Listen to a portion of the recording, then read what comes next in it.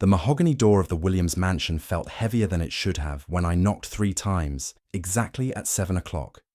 I'm the kind of man who believes punctuality shows respect, even when I'm not entirely sure that respect will be returned. My name is James Thompson, but everyone calls me Jim, and at 68 years old, I've learned that people often see what they expect to see rather than what's actually in front of them. The door opened to reveal Derek Williams Jr. He's my daughter Amanda's husband of 8 months.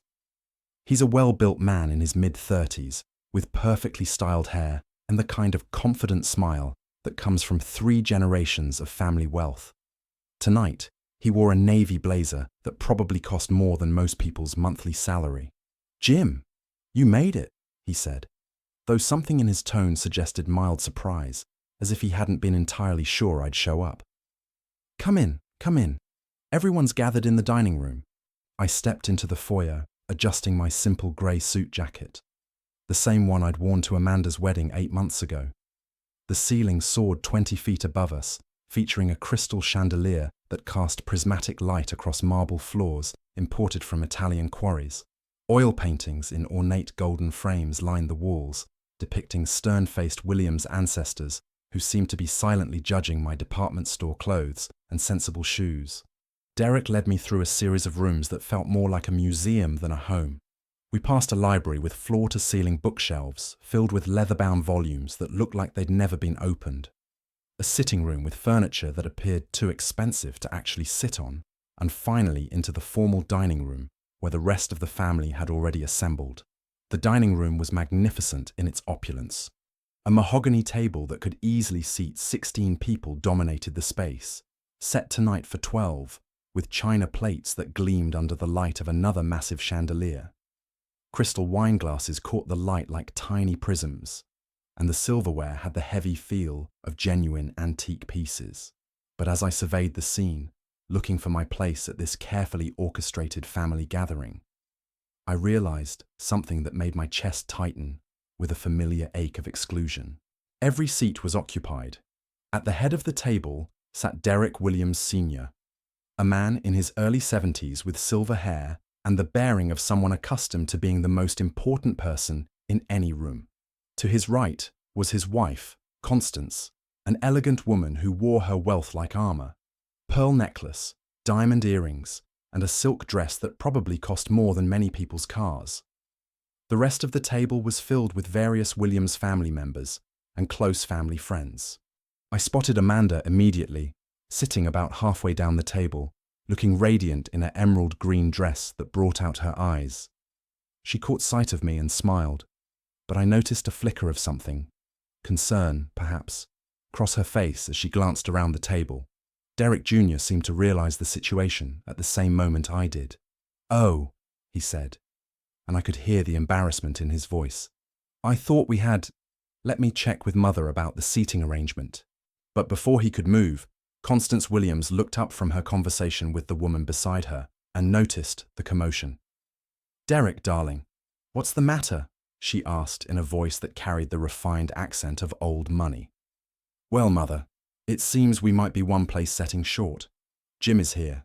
Constance's eyes found me, and I watched as she took in my appearance, the grey suit that had seen better days, the simple black shoes that were comfortable rather than fashionable, the fact that I carried no expensive accessories or status symbols. Her smile was polite but cool. "Oh my," she said, placing a manicured hand to her chest. "I do apologize, Mr. Thompson. I must have miscounted when I spoke with the staff about tonight's arrangements. Let me see what we can do." The room had gone quiet. 12 pairs of eyes were now focused on me, the odd man out, the father-in-law who didn't quite fit into their carefully curated world. I could feel the weight of their assessment, their quiet calculation of my worth based on my appearance and their assumptions about who I was. Amanda started to rise from her chair. "Dad, you can take my seat.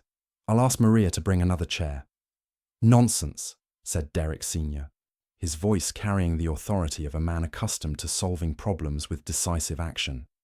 "Maria," he called, and within moments, a middle-aged Hispanic woman in a black uniform appeared from what I assumed was the kitchen. "Yes, Mr. Williams. We need another place setting. set up the small table in the corner for Mr. Thompson. I looked toward the corner of the room where a small round table sat, clearly meant for overflow or perhaps for children during larger gatherings. It was positioned away from the main table, essentially creating a table for one in the corner of the room. The silence that followed was deafening. I could see Amanda's face reddening with embarrassment and anger. Derek Jr. looked mortified. Several of the other guests were studying their wine glasses with sudden intense interest. But I smiled. I smiled because in that moment, looking at that small table in the corner, I realized that the Williams family had just handed me the perfect opportunity to reveal something they had no idea about. Something that would change the entire dynamic of not just this evening, but their entire relationship with me. Actually, I said, my voice calm and pleasant, that sounds perfect, but before I sit down, I should probably mention something that might be relevant to tonight's conversation. Derek Sr. raised an eyebrow. Oh, and what's that? I reached into my jacket pocket and pulled out my phone. With a few taps, I opened an app that I rarely used in front of other people, the one that connected directly to my company's main server.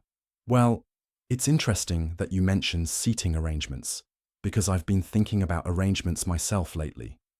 Financial arrangements, specifically. I turned the phone so Derek Sr. could see the screen, though I doubted he could read it from his position at the head of the table.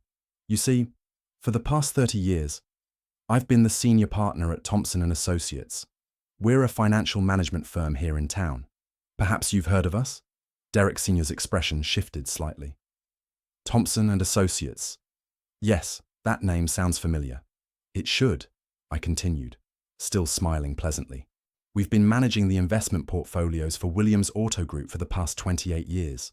Also, Williams Real Estate Holdings, Williams Investment Trust, and the Williams Family Foundation. The color began to drain from Derek Sr.'s face.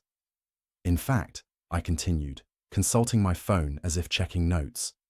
Just last month we completed the restructuring of your dealership financing that saved you approximately $2.3 million in interest payments over the next 5 years. Constance Williams' pearl necklace seemed to have caught in her throat. The quarterly reports that your accountant presents to you, they're based on our analysis and recommendations. The tax strategies that have kept your family's effective rate below 18% for the past decade. Our work. The investment advice that's grown your personal portfolio by 430% since 1995.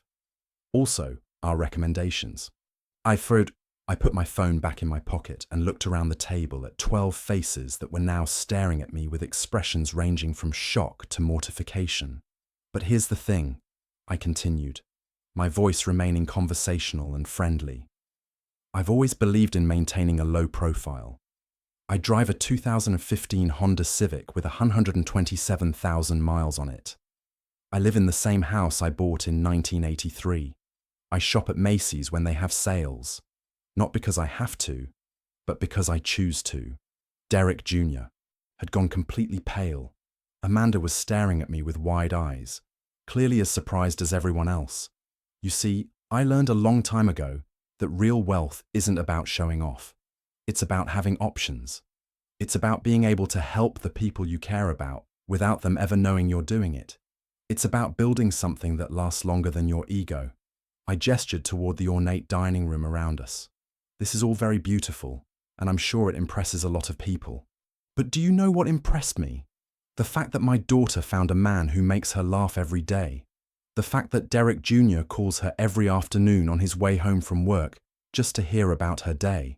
The fact that he remembered she doesn't like roses and filled their apartment with sunflowers on their first anniversary. Derek Jr. was now looking at me with something approaching awe. Those are the things that matter to a father. Not whether someone knows how much money I have, or whether I get invited to sit at the big table. Derek Sr. found his voice first. Mr. Thompson, Jim, I had no idea. We had no idea. Of course you didn't, I replied, and that was intentional. I've spent 3 decades building relationships with my clients based on trust and results, not on social connections or impressive dinner parties. Constance Williams was gripping her wineglass so tightly I worried it might shatter. When you say you've been managing our investments, everything, I said simply. your husband's retirement portfolio, your children's trust funds, the college funds for your grandchildren, the charitable foundation that bears your family name. All of it. Maria, the housekeeper, was still standing nearby with an extra place setting in her hands, apparently forgotten in the drama of the moment. "Maria," I said gently, "thank you for offering to set up that table, but I think perhaps there might be room at the main table after all." Derek Sr. immediately stood up. "Please, Jim, take my seat. I insist." "That's not necessary," I replied, "but I would appreciate being included in the conversation.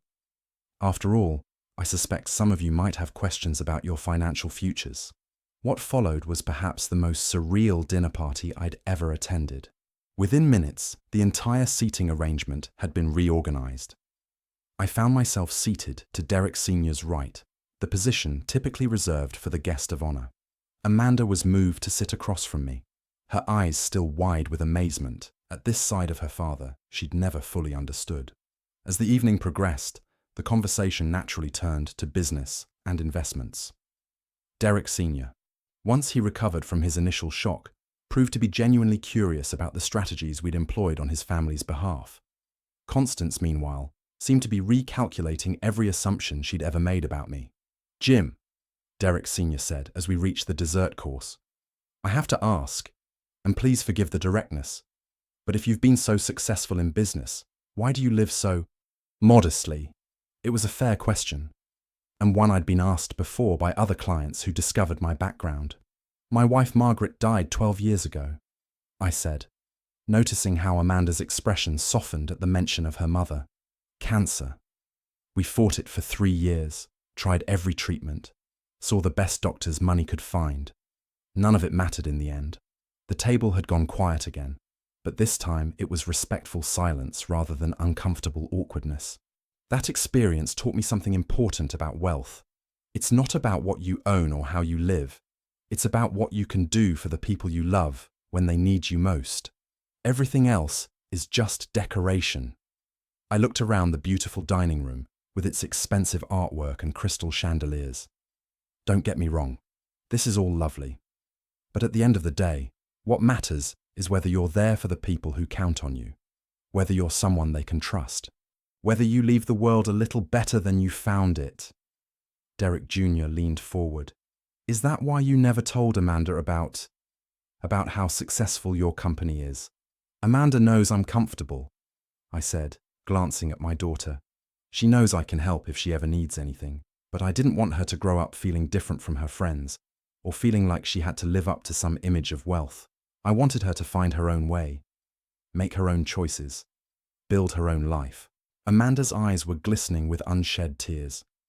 "Dad, I had no idea." "You weren't supposed to," I replied gently.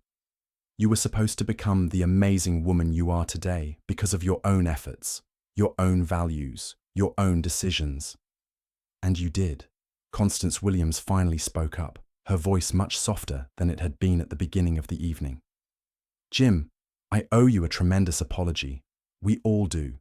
We made assumptions." "We all make assumptions," I interrupted gently. "The difference is whether we're willing to reconsider them when we learn new information." Derek Sr. raised his wine glass. "To Jim Thompson," he said, "who taught us that sometimes the most important people in the room are the ones we overlook." Everyone raised their glasses, but I held up my hand. "Actually," I said, "I'd like to propose a different toast. To family, to getting to know each other better, and to the fact that sometimes the best conversations happen when we're willing to be surprised by each other."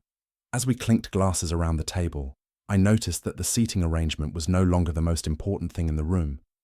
The conversation had become more genuine, more curious, more real.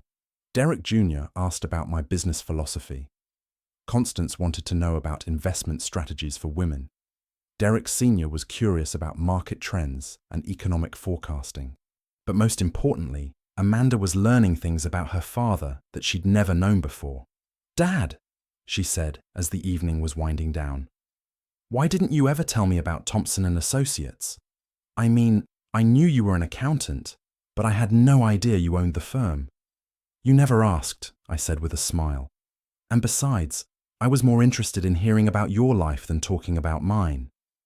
But you could have, I mean, we could have had nice things, traveled more, lived in a bigger house. We had everything we needed, I replied. We had each other. We had your mother until we didn't. We had good health, good friends, and good books to read. What more could we have wanted? Derek Jr. shook his head in amazement. I can't believe you've been managing our family's money for decades and we never knew. The best financial advisors are invisible, I explained. We do our work behind the scenes. We make sure everything runs smoothly so our clients can focus on living their lives. As the evening came to an end, Derek Sr. walked me to the door personally, a courtesy that hadn't been extended when I arrived. Jim, he said as we stood in the marble foyer, I hope you'll forgive an old man's prejudices.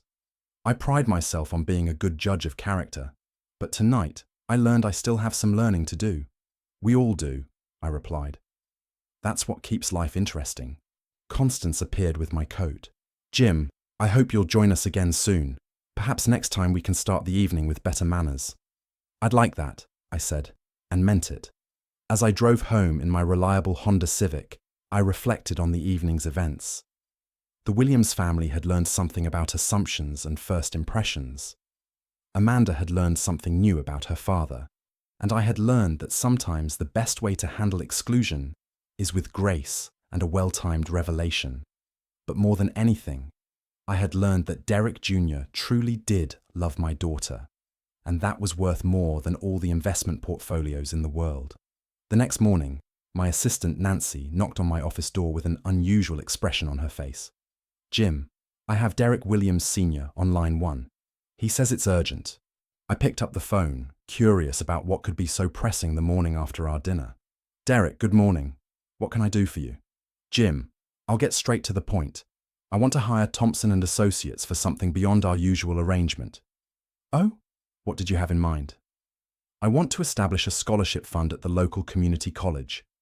Something for students who are the first in their families to attend college, particularly those from working-class backgrounds. I want to call it the Thompson Family Scholarship Fund. I was quiet for a moment, touched by the gesture. Derek, that's incredibly generous, but it's not necessary to name it after my family. Actually, it is necessary. You see, last night I realized that I've been living in a bubble of privilege for so long that I'd forgotten what real character looks like.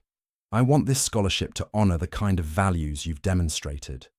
Hard work, humility, and the understanding that true success isn't about what you show the world, but what you contribute to it. I'm honored, I said, and I truly was. There's one more thing, Derek continued. I'd like you to be personally involved in selecting the recipients. I think you'd have a good eye for spotting potential in people that others might overlook. As I hung up the phone, I thought about how one evening can change so many relationships. The Williams family had gone from seeing me as an insignificant old man to recognizing me as a partner and equal. More importantly, they had begun to understand that worth isn't measured by appearances or social status. 3 months later, I attended the first Thompson Family Scholarship ceremony. 5 students received full tuition assistance, including a young woman whose father worked at the same factory where I'd had my first job 50 years earlier. As I watched her accept her award, I thought about how money, when used wisely, can create opportunities that ripple forward through generations. Amanda and Derek Jr. were there, of course, along with Derek Sr. and Constance. The entire Williams family had become genuinely welcoming. But more importantly, they had become genuinely curious about the world beyond their privileged bubble. After the ceremony, Amanda linked her arm through mine as we walked to our cars. Dad, I'm proud of you, she said. Not because of the money or the success, but because of how you handled that dinner. You could have embarrassed them, but instead, you chose to educate them. Embarrassing people rarely changes their minds, I replied, but showing them a different perspective sometimes can. Is that why you never told me about the extent of your success? Because you wanted me to find my own perspective? Partly, I admitted, but mostly because I wanted you to know that your worth as a person had nothing to do with what your father did for a living. I wanted you to build your confidence on your own accomplishments, your own character, your own choices. As I drove home that evening, I thought about the small table in the corner of the Williams dining room where I'd almost been seated that first night. Sometimes the places we're assigned in life say more about the people doing the assigning than they do about us. The key is knowing our own worth, regardless of where others try to put us. 6 months after that first dinner, Derek Jr. called me with news that made my heart soar. "Jim, Amanda and I have some news we wanted to share with you first, before we tell the rest of the family." "I'm listening." "We're expecting a baby. Amanda's 3 months along, and everything looks great." I sat down in my office chair, overwhelmed with joy. At 68, I was going to be a grandfather. "Derek, that's wonderful news. How is Amanda feeling?" "She's doing great, though she's been having some morning sickness. Actually, that's part of why I'm calling. She's been worried about the financial aspects of raising a child, and I wanted to ask your advice about setting up education funds and long-term planning."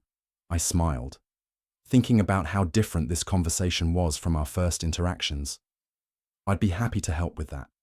But Derek, there's something I want you to know.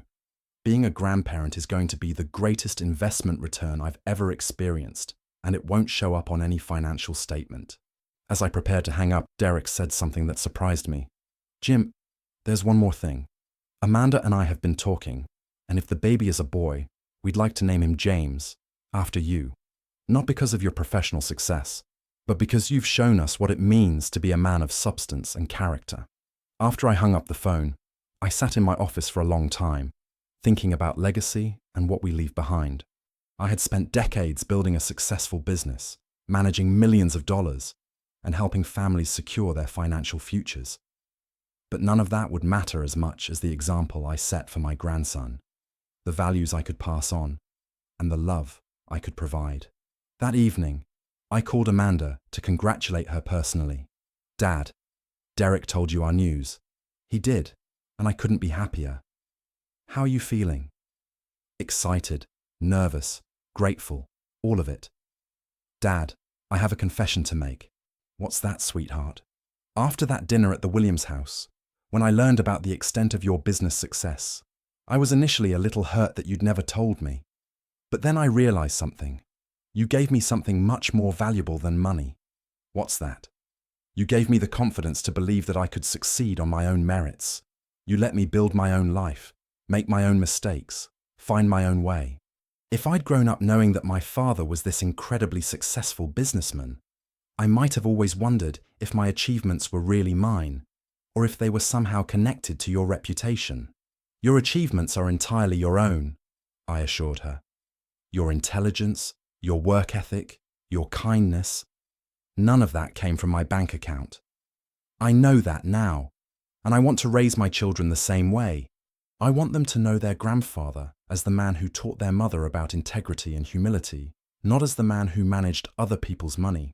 As I reflect on that first dinner at the Williams mansion, I realize that the small table in the corner was actually the perfect metaphor for how I'd lived my life.